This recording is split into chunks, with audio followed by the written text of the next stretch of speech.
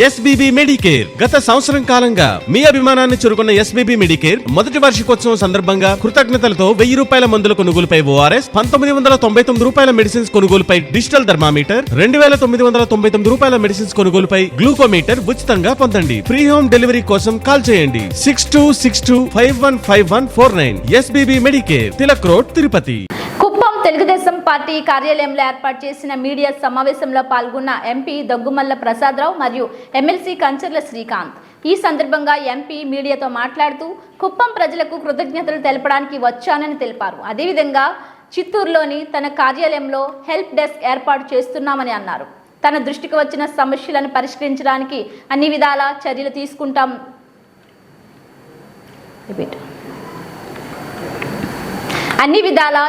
తీసుకుంటాం జరుగుతుందని, కొత్త వ్యక్తి అయినా నాకు సీట్ ఇచ్చి గెలుపులో అన్ని విధాల నాకు సీఎం చంద్రబాబు సపోర్ట్ చేయడం జరిగిందన్నారు. సీఎం చంద్రబాబుకి కృతజ్ఞతలు. జిల్లాల్లోని రైల్వే సమస్యలను పరిష్కరించడానికి చర్యలు తీసుకుంటాం. రాష్ట్ర ఆర్థిక పరిస్థితి చాలా దారుణంగా ఉంది.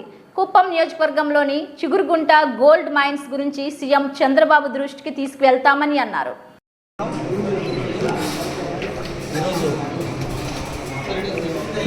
రిజల్ట్స్ వచ్చిన తర్వాత ఫస్ట్ టైం కుప్పం వచ్చాం. కుప్పంలో వచ్చిన ప్రథమ ఉద్దేశం ఏంటంటే ఇంత చక్కగా మంచి మెజారిటీతో గెలిపించిన ఈ ప్రజలందరికీ కృతజ్ఞత చెప్పడానికి వచ్చాను. తర్వాత మేము ఎలక్షన్ క్యాంపెయిన్లో చేసిన ప్రామిస్లన్నింటినీ కూడా అవి ఊరికే ప్రామిస్ చేయలేదు, వాటిని అన్నింటిని కూడా ఆచరణలో తీసుకొస్తాం. దానికి కాదు మేము చేస్తున్న ప్రయత్నాలు ఏంటని చెప్పి అందరికీ ఎక్స్ప్లెయిన్ చేసాం. సో ఇక్కడ రెస్పాన్స్ చాలా బాగుంది. గెలిచిన ఉత్సాహం ఇద్దరికీ చాలా బాగుంది. అందరూ కూడా బాగా రిసీవ్ చేస్తున్నారు.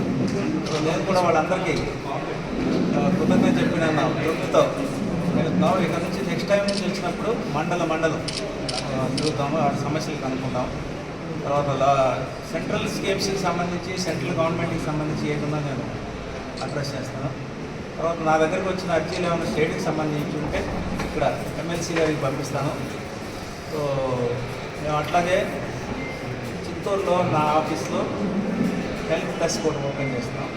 దాన్నే సర్వీస్ సెంటర్ అనొచ్చు. 2 మనుషులను కూడా పెడుతున్నాం.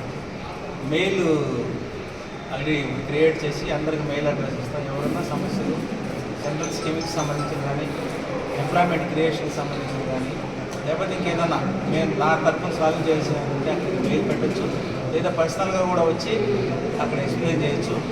వాటన్నింటినీ అడ్రస్ చేస్తాను. నేను చేయగలిగిన నేను నెక్స్ట్ స్టేట్ లెవెల్లో మినిస్టర్స్ చేయగలిగిన మినిస్టర్, లేదా సెంట్రల్ స్కీమ్కి సంబంధించిన సెంట్రల్ మినిస్టర్స్తో దాన్ని పర్సూ చేస్తాం. సో అందుకని వీళ్ళందరూ కూడా మరి ఒకసారి కృతజ్ఞత చెప్పడానికి వచ్చాం. చాలా సంతోషంగా అందరూ పార్టిసిపేట్ చేశారు. Thank you very much. మీరు ఏమైనా అడిగేది ఉంటే చెప్తాను. చంద్రబాబు నాయుడు గారిని చాలా కృతజ్ఞత చెప్పాల్సిన అవసరం ఉంది. అది ఎలక్షన్ ముందు మమ్మల్ని ఎంత సపోర్ట్ చేశారో మీ అందరికీ తెలుసు. ఒక కొత్త వ్యక్తికి ఇక్కడ సీట్ ఇవ్వడమే కాకుండా బాగా సపోర్ట్ చేసి గెలుపుకి కారణమయ్యారు. అలాగే ఇప్పుడు సీఎం అయిన తర్వాత సీఎం గారు ఏ విధమైన లీడర్షిప్లో ఉంటుందో దానిలో ఎంపీసీ కూడా అవకాశం కల్పించి మాట్లాడటానికి అవకాశం కల్పిస్తున్నారు. సో ఎంత చూస్తుంటే సీఎం గారు ఎంత బ్రాడ్గా ఆలోచిస్తున్నారు.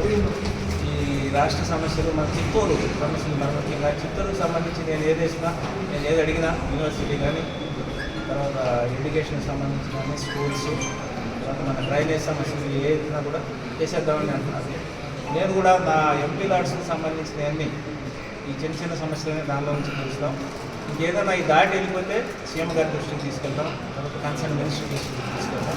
అక్కడ కూడా వీళ్ళు కానీ ఏమైనా ఫండింగ్ సమస్యలు వస్తే సెంట్రల్ స్కీమ్లో అయితే సెంట్రల్ మినిస్టర్తో కూడా దాన్ని అక్కడ ఉన్న అడిషనల్ సెక్రటరీస్ లైజెన్స్ చేసి వాటిని తీసుకొచ్చే ప్రయత్నం. ఈ సందర్భంగా మరొకసారి సీఎం గారికి కృతజ్ఞత చెప్తున్నాను. సో ఆయన ఇచ్చిన ఈ అవకాశాన్ని మేము ఖచ్చితంగా వినియోగించుకొని ఆయన నమ్మకాన్ని మేము నిలబడతామని మేమందరం కూడా హామీ.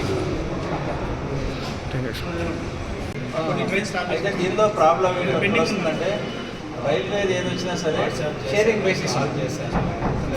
రైల్వే డిపార్ట్మెంట్ కొంత ఇస్తే స్టేట్ గవర్నమెంట్స్ కొంత ఇవ్వాల్సి చేస్తాయి.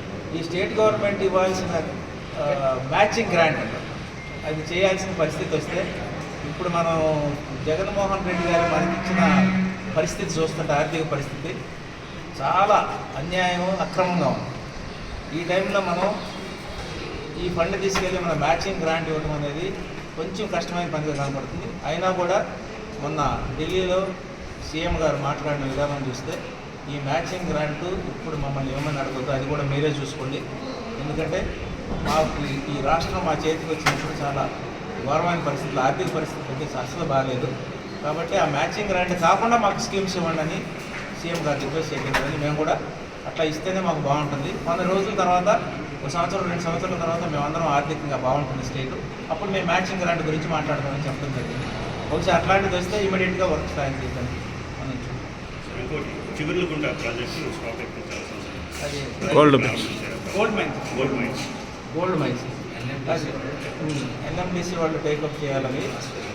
సో అది సీఎం గారి దృష్టిలో ఉండుంటుంది, సీఎం గారి దృష్టికి తీసుకెళ్తాం. కమ్యూనికేషన్ మినిస్టరు మన ఆంధ్ర ఎంపీ మన ఎంఓఎస్ బ్రహ్మసాని చంద్రశేఖర్ గారికి ఇచ్చారు. ఇందాక ఎవరో బిఎస్ఎన్ఎల్ గురించి చెప్పారు. మన మినిస్టర్ ఉన్నాడు కాబట్టి మనం ప్రపోజల్ తీసుకెళ్తే మనం ఎవరిని రిక్వెస్ట్ చేస్తారు, మన మినిస్టర్ దానికి ఇచ్చేస్తాం. ప్రపోజల్ ఇమీడియట్గా పంపించారు. అట్లాగే సివిల్ ఏవియేషన్ పౌర విమాన సంస్థ మినిస్టర్ కూడా మన ఎంపీ రామ్మోహన్ గారు. ఇందాక కూడా మనం ఎవరో సందర్భం వచ్చి మనకి ఎయిర్పోర్ట్ గురించి మాట్లాడారు, కార్గో ఎయిర్పోర్ట్ గురించి మాట్లాడారు. ఇది రైట్ టైం మనం తెచ్చుకోవడానికి. మన క్యాబినెట్ మినిస్టర్ మన ఎంపీ ఇప్పుడు మనం కానీ ఆ ప్రపోజల్ పంపిస్తే ఇమీడియట్గా అయిపోయే పరిస్థితి.